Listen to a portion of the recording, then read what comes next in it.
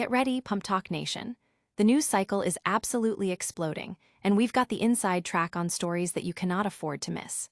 From incredible milestones to profound reflections, this is the pulse of what's happening right now, and you're getting it first. We're diving deep into moments that matter, so buckle up and prepare to be informed, inspired, and absolutely blown away. You're locked into PumpTalk News, where we bring you the biggest stories with the energy you crave. First up, a remarkable celebration of a true American hero who's hitting a monumental birthday, a testament to a life lived with courage and resilience. Then, we're journeying to the heart of a community that found a new home and a new spirit after a devastating storm, keeping traditions alive against all odds.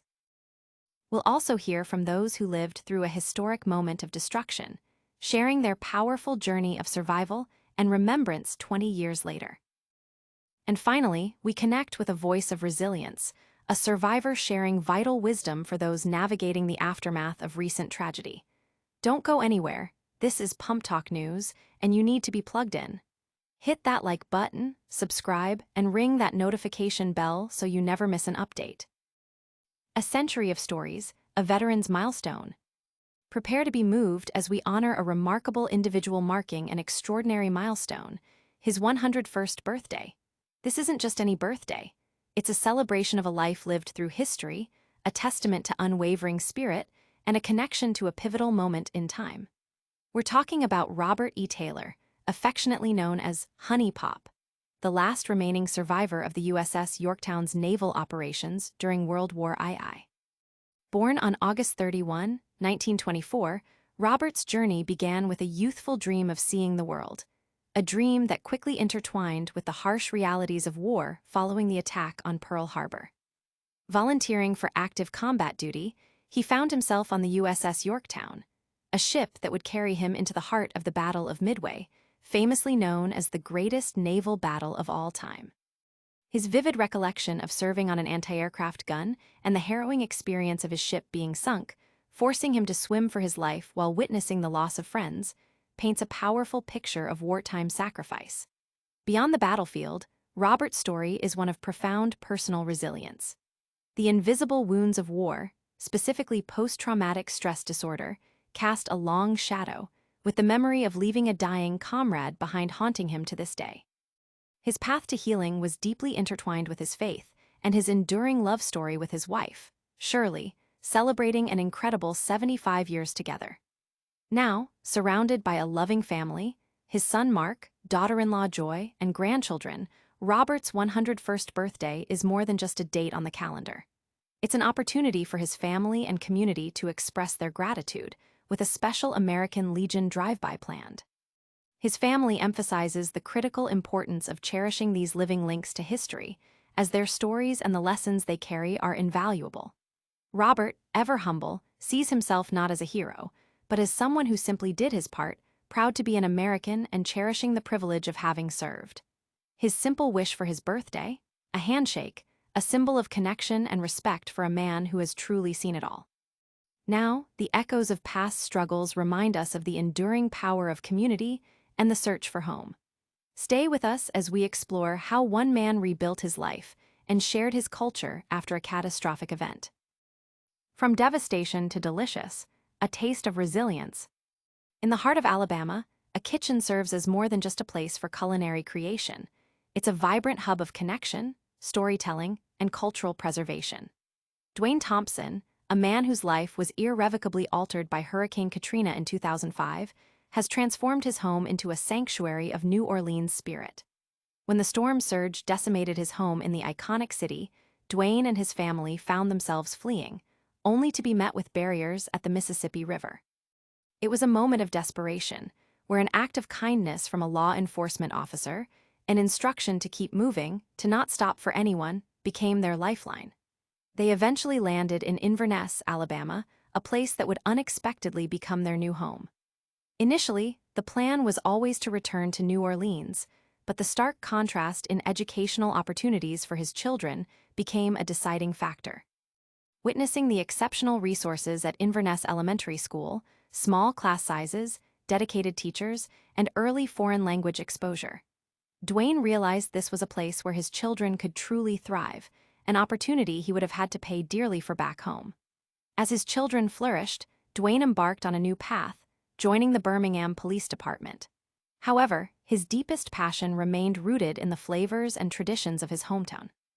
He channeled this passion into creating his signature barbecue sauce and seasoning blend, a recipe born from authentic New Orleans heritage, described as a little sweet with a little heat, infused with the rich tapestry of his city's spices. This culinary venture evolved into a beloved weekly tradition, Fish Fry Friday. Every week, Dwayne opens his kitchen, welcoming guests into a space that feels like a home away from home. Seating up to 40 people, the gatherings are filled with the aroma of freshly fried fish, the camaraderie of card games, lively stories, and an atmosphere of pure enjoyment that lasts from late morning to late night. For Dwayne, these events are a profound way to share his culture and his story, while also embracing fellow New Orleanians displaced by the storm, offering them a familiar taste of home. While New Orleans will forever hold a special place in his heart, Dwayne expresses deep gratitude for the new home he has found in Birmingham, a place where he can not only rebuild his life, but also share the vibrant essence of his roots.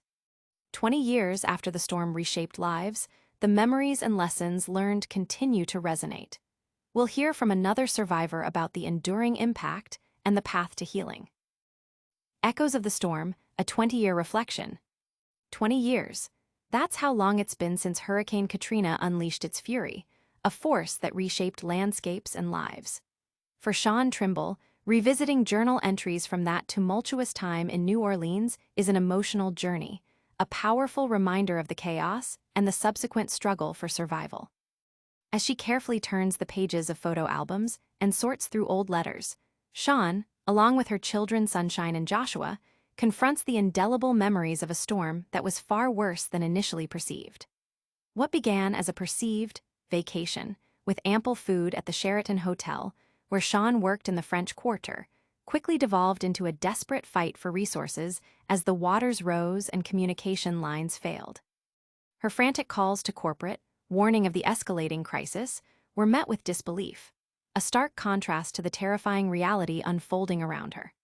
Her children, Sunshine and Joshua, then just 6 and 7 years old, recall the confusion and the surreal experience of being amidst the unfolding disaster, a sense of safety paradoxically present due to family proximity, yet overshadowed by the incomprehensible events they witnessed.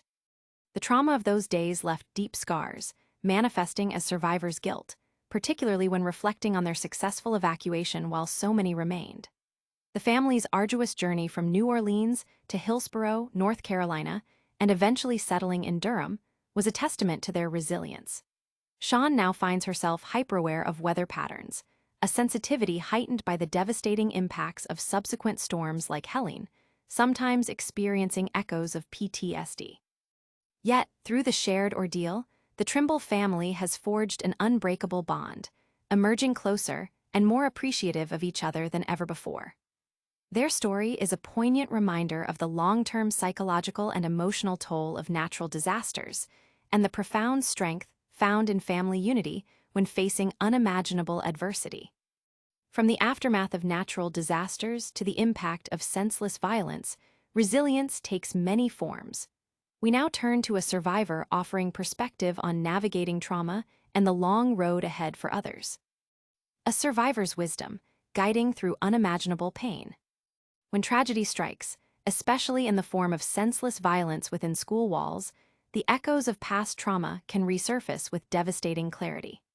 Geneva Cunningham, a survivor of the horrific 2012 Sandy Hook Elementary shooting, speaks with profound empathy and hard-won wisdom to the families and students grappling with the recent Minneapolis school shooting.